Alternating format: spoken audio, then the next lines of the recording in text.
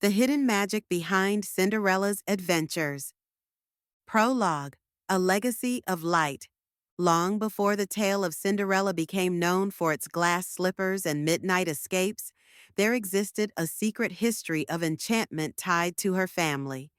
In the ancient kingdom of Lumina, magic was not a mere trick or spectacle. It was a living essence, a gift carried by a lineage of women called the Lumini. These women were guardians of the realm, their powers linked to the moon's phases and the purity of their hearts. Over time, as empires rose and crumbled, the Lumini faded into myth, their magic buried beneath the weight of forgotten stories. Cinderella's mother, Lady Eveline, was the last of this sacred line. Her gentle nature and radiant compassion were not just qualities of character, but echoes of her hidden power. When she married Lord Archibald, a kind-hearted nobleman, she chose to keep her magic a secret, fearing it might endanger her loved ones in a world that no longer believed in such wonders. Yet, she passed her gift to her daughter, Ella, through a lullaby sung under the shimmering light of a full moon. Moonlight bright, stars alight, guide my child through darkest night. With heart so pure and spirit free, Illumina's light shall set her free. Ella, who would later earn the name Cinderella, grew up oblivious to her magical heritage. Her mother's death when she was young left her with only faint memories of that lullaby. After Lord Archibald remarried Lady Tremaine, a woman of icy ambition, and then passed away himself, Ella's life spiraled into hardship. Orphaned and relegated to servitude by her stepmother and stepsisters, she clung to kindness as her only refuge. Unknown to her, the light of the Lumini lay dormant within, waiting for the moment it would awaken. Chapter 1. The Fairy Godmother's True Identity. Years of toil shaped Ella's days, sweeping hearths, scrubbing floors, and enduring the scorn of Lady Tremaine and her daughters, Anastasia and Drizella. Yet, Ella's spirit remained unbroken. She found joy in small acts, feeding the mice that scurried through the kitchen, tending the wilting flowers in the garden, and singing softly to herself as she worked. These deeds of compassion unknowingly fanned the embers of her latent magic. One chilly autumn evening, as Ella brushed ash from the fireplace, a whisper floated through the air, carried on a breeze from the woods beyond the estate. "The time has come, child of light." Startled, she set down her broom and followed the sound to the garden, where a figure emerged from a veil of silver mist. The woman's face was timeless, her eyes gleaming like pools of moonlight. "I am your fairy godmother," she said, her voice a soothing melody. "But I am more than that. I am Seraphina, the first of the Lumini, your ancestor, bound to this world to guide my descendants." Ella blinked, her mind struggling to grasp the words. "My ancestor? But I'm no one, just a servant." Seraphina's smile was warm, her form faintly glowing. "You are far more, Ella. You are a Lumina, born with the magic of light. Your mother's death called me forth, and I have watched over you since. Your kindness, your resilience, they are signs of your power." Questions tumbled through Ella's thoughts, but Seraphina raised a hand. "There will be time to learn, but first you must attend the royal ball. The prince's heart is shadowed by doubt, and only Illumina's light can guide him to his purpose. This is your destiny." With a graceful gesture, Seraphina conjured a swirl of silver light. A pumpkin transformed into a golden carriage, mice became prancing horses, and Ella's tattered dress shimmered into a gown of stardust. Finally, Seraphina placed glass slippers on Ella's feet, their delicate surfaces glinting with an otherworldly sheen. "These are no ordinary shoes," she whispered. "Forged from moonlight, they will carry you to your fate, but only if your heart remains true." Ella stared at the slippers, their faint glow mesmerizing. What must I do at the ball? Trust in your light, Seraphina replied.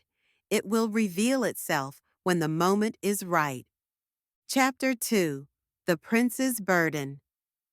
Prince Sebastian of Lumina was not the carefree figure his subjects imagined. Though charming and just, he bore a heavy secret. His kingdom teetered on the edge of ruin. A dark sorcerer named Malachar had cursed the royal family decades ago, tying their fate to a cryptic prophecy.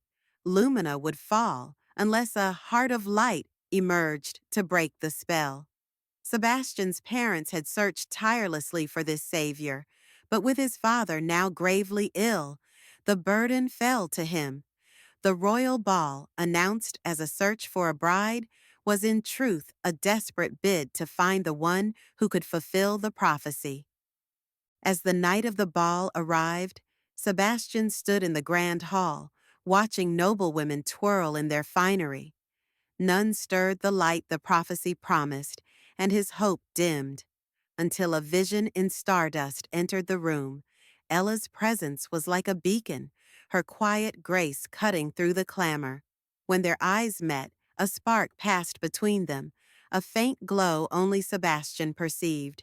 He approached, bowing deeply. "May I have this dance?" Ella curtsied, her heart pounding.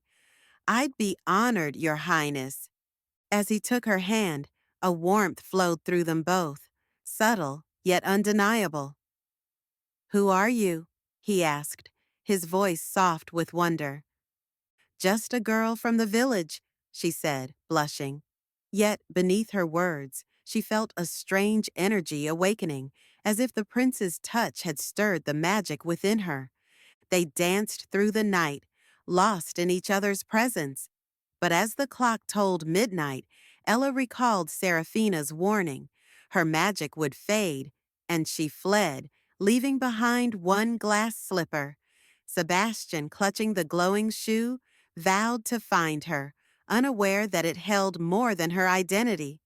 It was a fragment of the magic destined to save his kingdom. Chapter 3. The Awakening of Light. Back in her attic room, Ella wrestled with a storm of emotions.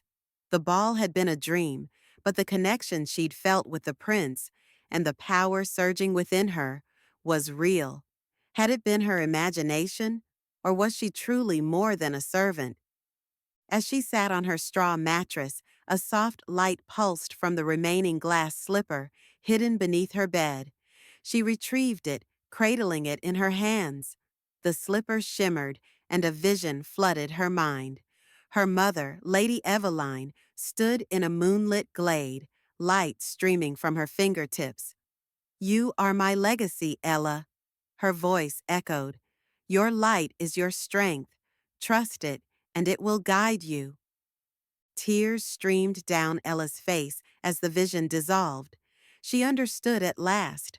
Her kindness, her ability to endure, her quiet joy, these were her magic, the light of the Lumini.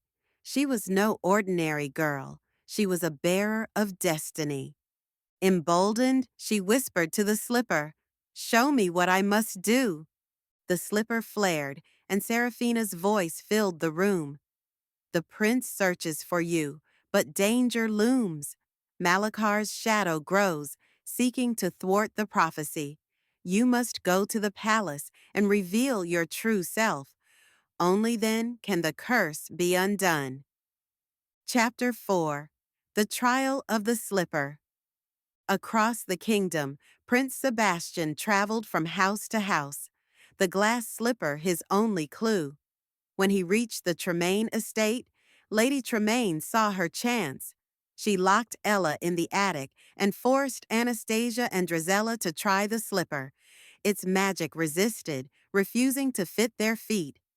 As Sebastian turned to leave, a faint song drifted from above, Ella's lullaby, its melody woven with magic. His heart leaped. "Who sings that?" he demanded. Lady Tremaine faltered.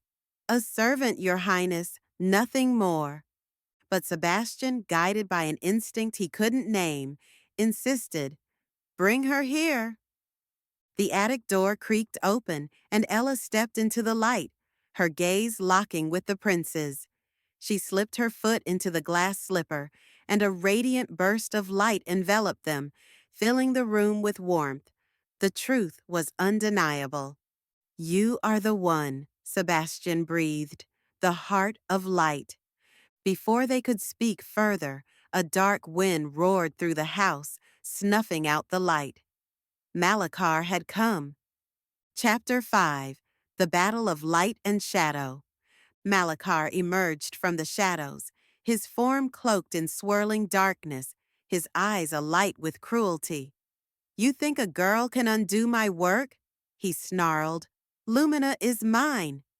He unleashed tendrils of shadow, striking at Ella and Sebastian, but Ella felt her light rise, her hands glowing as she stepped forward. "You will not take this kingdom," she said, her voice unwavering.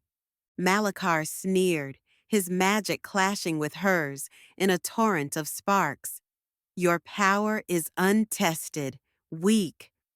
Ella closed her eyes, drawing on her mother's lullaby, Seraphina's wisdom, and her love for Sebastian. "My light is not weak," she countered. "It grows with every act of love and hope." Her magic erupted, a beam of pure light piercing the darkness. Sebastian, bolstered by her strength, raised his sword, its blade aglow with her power. Together, they drove Malachar back, their unity a force he couldn't withstand. In a final rage, Malachar aimed a deadly shadow at Ella, but Seraphina's spirit materialized, a shield of brilliance. "You shall not touch her," she declared, banishing Malachar into oblivion with a surge of ancient magic. Epilogue. A Kingdom Reborn. With Malachar vanquished, the curse lifted, and Lumina basked in renewed light. Ella and Sebastian stood before the kingdom, their hands joined, as Seraphina's spirit blessed them. "You have fulfilled your destiny, Ella," she said, fading into the ether. "Your light will endure." Ella and Sebastian wed in a joyous celebration, their love a symbol of hope. But the true magic behind Cinderella's adventures lay not in spells or slippers. It was her heart, her kindness, and the light she carried, a legacy that would illuminate Lumina for generations. Moral of the story: the greatest magic dwells within us. Kindness, courage, and love can conquer any darkness. Cinderella's tale reminds us that our inner light, when embraced, can transform not just our own lives, but the world around us.